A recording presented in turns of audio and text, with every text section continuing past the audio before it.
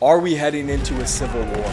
To be honest with you, I have no idea. I would say it's probably unlikely. However, I thought it would be a cool video concept to explore how a civil war would impact the US economy, how it would impact our different investments, whether you're holding US stocks, US treasuries, US real estate, and we can also look at assets like Bitcoin and gold, and also just how it would impact the US economy as a whole. So that's what we're going to get into today. Before we do get into it, please make sure to like the video and also subscribe to the YouTube. Really appreciate your support. I'm also going to put a QR code down below for a Bitcoin tip. So if you want to support the channel, feel free to leave me a little tip. Now let's get into it. A civil war is an armed conflict between a single country or state, and we can think about it like fighting yourself or beating yourself. If you've ever been on a sports team before or in a competition, maybe you had a coach tell you, don't beat yourself out there. Well, that's a great analogy for a civil war. So in a lot of ways, a civil war is worse than a war against an adversary or an enemy because you're fighting yourself, right? You're fighting your own team, and at least when you're fighting an enemy, you may be fighting for something, whether it be land or resources. It's something that can unite the country, right? It can lead to more production in the country. But when you're fighting a civil war, you're just fighting your own team, and you're kind of like falling apart as a state from the inside. And that also shows weakness to the rest of the world, right? The rest of the world can see that, and it makes you vulnerable to an attack from an enemy at the same time. So civil war is not a great scenario for any country, and I think it would be very detrimental for the United States. Now, what has prompted the recent discussions around civil war? It's these riots that we've seen in Los Angeles and these riots that we're now seeing around the United States relating to Trump's immigration policies and these ICE raids that we're seeing around the country. It seems like a lot of people are very unhappy. There are a good amount of Mexican people, illegal immigrants that are being deported back to Mexico, and it seems like the Mexican community, as well as much of the rest of the community here in the United States, is not very happy about that.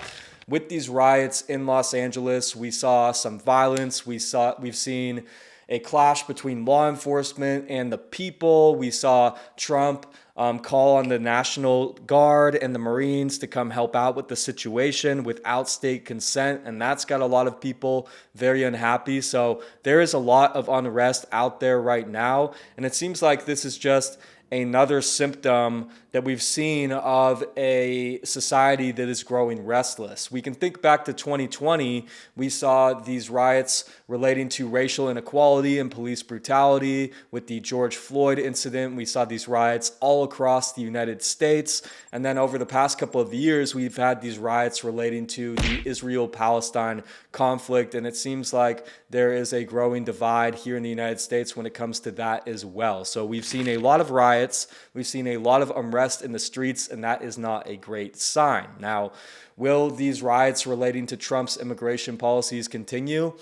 I'm not sure. I think that they're definitely going to continue for a little while here, but we will see if they die down. We've also been seeing symptoms of a failing system. There's been a growing wealth inequality, growing economic instability here in the United States. The top 1% of the country control over 30% of the wealth. It's becoming very difficult for people to really get by out there. We're seeing a growing homeless population, and for that reason, people are unhappy, right? People want to be able to live a comfortable life, and that is becoming much harder today. We're seeing prices rising, and I really think this is a symptom of the fiscal situation the United States is in. With a growing national debt, we are seeing different parts of the country start to struggle more, and for that reason, a lot of people are unhappy. We can also look at social instability. I think when we look at the physical and mental health of people in the United States,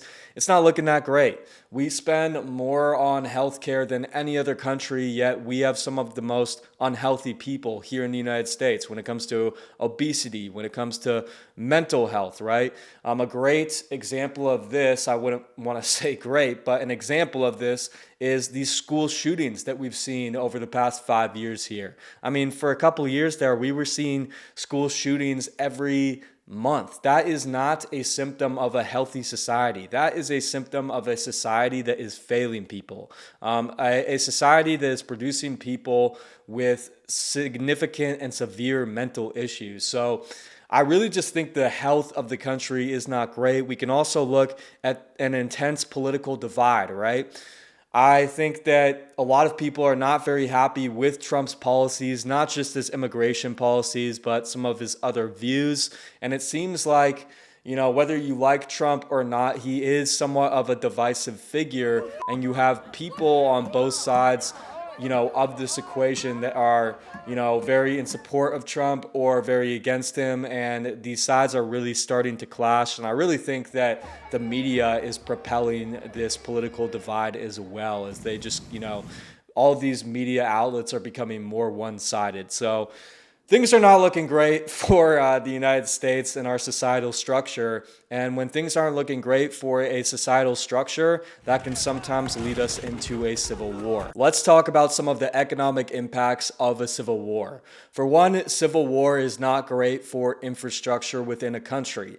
If everyone is in the streets fighting and lighting buildings on fire and, ruining other parts of the infrastructure of the country, that is not great, right? And when the Civil War is done, that leaves a big mess to be cleaned up. So if we do get into a significant civil war where people are destroying buildings, where people are attacking energy infrastructure, that is not going to be great for the United States long term, as we are going to have to fix all of those damages. Civil war also typically results in a decline in GDP or economic output, and this makes sense, right? If the whole country is fighting with one another, if we're seeing the country kind of implode from the inside out, that's not going to be great for businesses. People aren't going to be going to the mall and shopping during a civil war, right? People are focusing on survival, they're focusing on shelter, they're focusing on the things they need, and that makes it more difficult for a lot of these businesses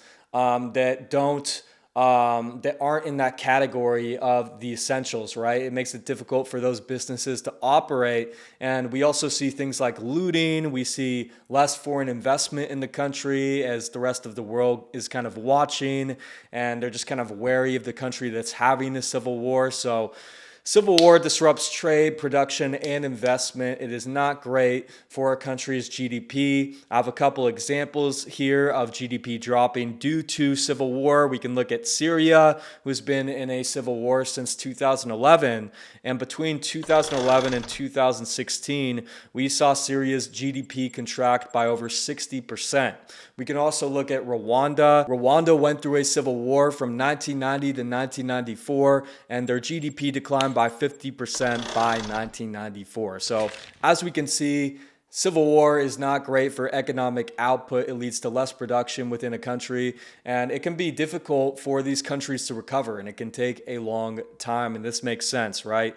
If you have a war where you're kind of falling apart from the inside out, it's going to lead to a lot of destruction, and it's going to be difficult to recover. Another impact we'd see is inflation or currency devaluation.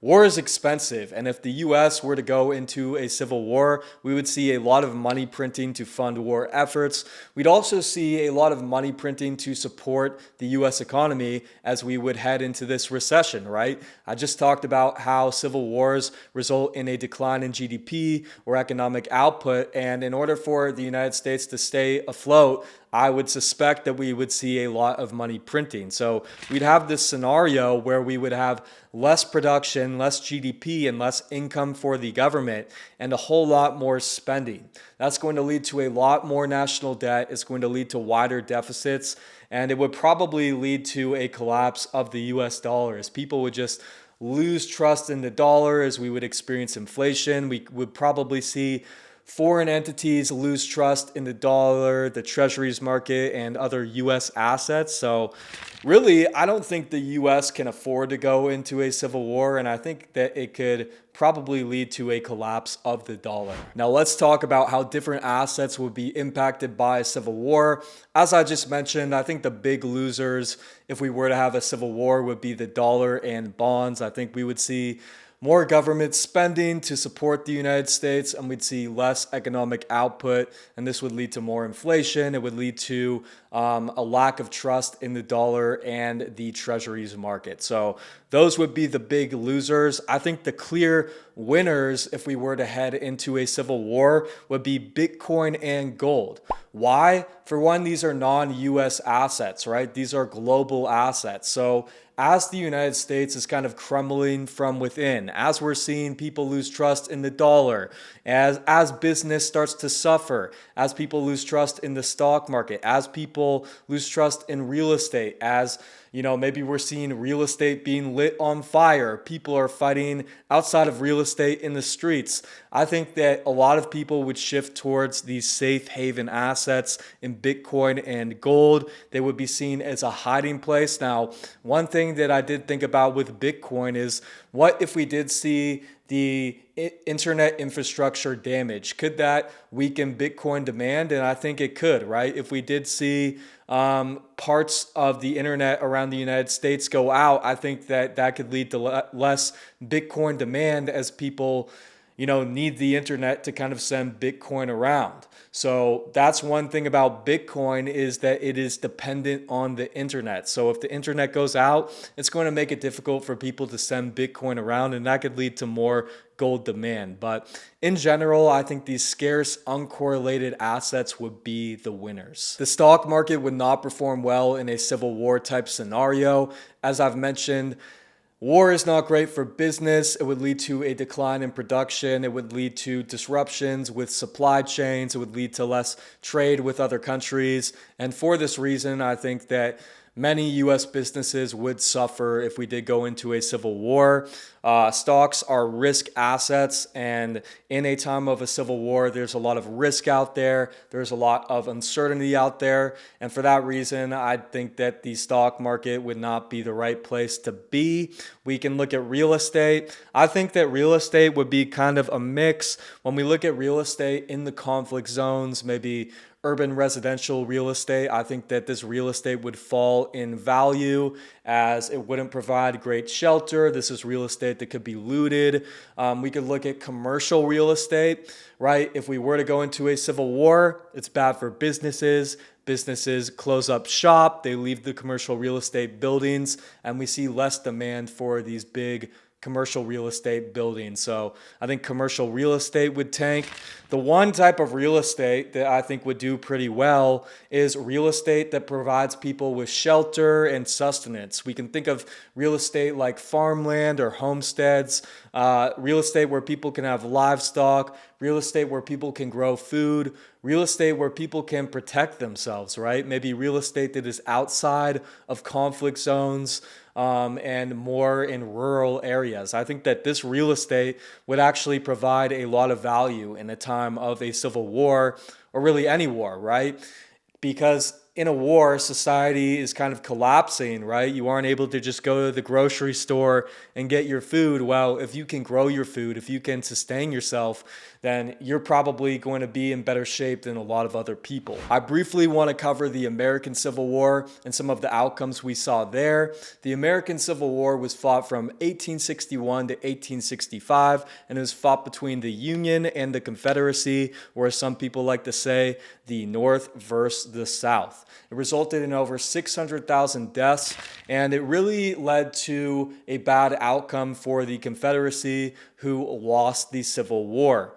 The Confederacy's economy collapsed. 60% of their wealth was destroyed. Their infrastructure was destroyed. They saw a mass agricultural damage. Their cotton-based economy collapsed, and the Confederate currency, or the grayback, lost all its value as they lost the war, and the Confederate government was dissolved once they surrendered. So as we can see there are major consequences for the side that loses the Civil War, right? The side that wins kind of gets to restructure society and be in control, and the side that loses can lose everything. The Union saw some positive outcomes due to the fact that they won the Civil War.